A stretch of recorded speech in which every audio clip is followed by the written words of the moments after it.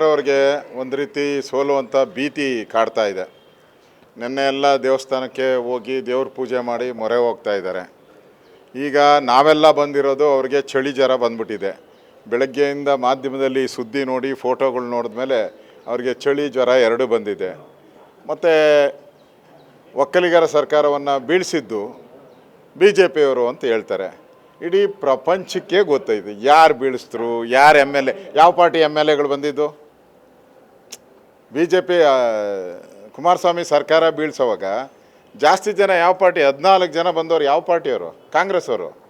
ಸಿದ್ದರಾಮಯ್ಯನವ್ರು ಏನು ಹೇಳಿದ್ರು ಮಂಡ್ಯದಲ್ಲಿ, ನಾವು ಕುಮಾರಸ್ವಾಮಿನ ಸೋಲಿಸಿದ್ದು ನಾವೇ, ಸುಮಲತಾನ ಗೆಲ್ಲಿಸಿದ್ದು ನಾವೇ ಅಂತ ಅವರೇ ಒಪ್ಕೊಂಡಿದ್ದಾರಲ್ಲ.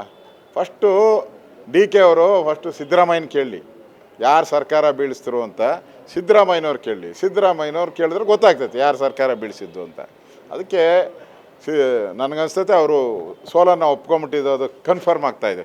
ಇದಿಷ್ಟೆಲ್ಲ ಆದಮೇಲೆ ಸೋಲನ್ನು ಒಪ್ಕೊಂಡಿರೋ ಕನ್ಫರ್ಮ್ ಆಗ್ತಾಯಿದೆ. ಈಗ ಬಿಡದಿಯಲ್ಲಿ ಮೀಟಿಂಗ್ ಇತ್ತು, ಅಲ್ಲಿ ಮೀಟಿಂಗ್ ಹೋಗ್ಬೇಕಾಯಿತು. ಈಗಾಗಲೇ ಚುನಾವಣಾ ಎಲ್ಲ ಅಧಿಕಾರಿಗಳು ಹೋಗಿ ಅಲ್ಲಿ ಕಾಯ್ತಾರೆ. ಅಲ್ಲ, ಅಲ್ಲಿ ಚುನಾವಣಾ ಪ್ರಚಾರಕ್ಕೆ ಹೋದರೆ ಅವರು ಪರ್ಮಿಷನ್ ತೊಗೊಬೇಕು ಅಂತ. ಮನೆಯಲ್ಲಿ ಯುಗಾದಿ ಹಬ್ಬದ ಊಟಕ್ಕೆ ಹೋದರೆ ಪರ್ಮಿಷನ್ಗೆ ಬೇಕು ಅನ್ನೋದು ಯಾವ ಕಾನೂನಲ್ಲಿದೆ? ಯಾವ ಕಾನೂನಲ್ಲಿದೆ? ಅಂದರೆ ಅವ್ರಿಗೆ ಈ ಮೀಟಿಂಗ್ ಐತಲ್ಲ, ಇದು ಅವ್ರ ತಲೆ ಕೆಟ್ಟೋಗ್ಬಿಟ್ಟಿದೆ.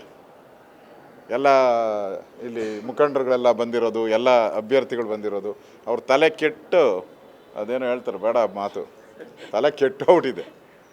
ಅದರಿಂದ ನೋಡಿ, ಸ್ವಾಮೀಜಿಯವರ ಮಾತಾಡೋಕ್ಕೆ ಅವ್ರಿಗೆ ನೈತಿಕ ಅಧಿಕಾರ ಇಲ್ಲ. ನೈತಿಕ ಅಧಿಕಾರ ಇಲ್ಲ ಅವ್ರಿಗೆ. ಇವ್ರ ಕಷ್ಟದಲ್ಲಿದ್ದಾಗೆಲ್ಲ ಸ್ವಾಮೀಜಿನೇ ಅವ್ರ ಮನೆಗೆ ಹೋಗಿದ್ದು. ಇವ್ರಿಗೆ ತೊಂದರೆ ಆದಾಗ ಸ್ವಾಮೀಜಿ ಅವ್ರ ಮನೆಗೆ ಹೋಗಿದ್ರು.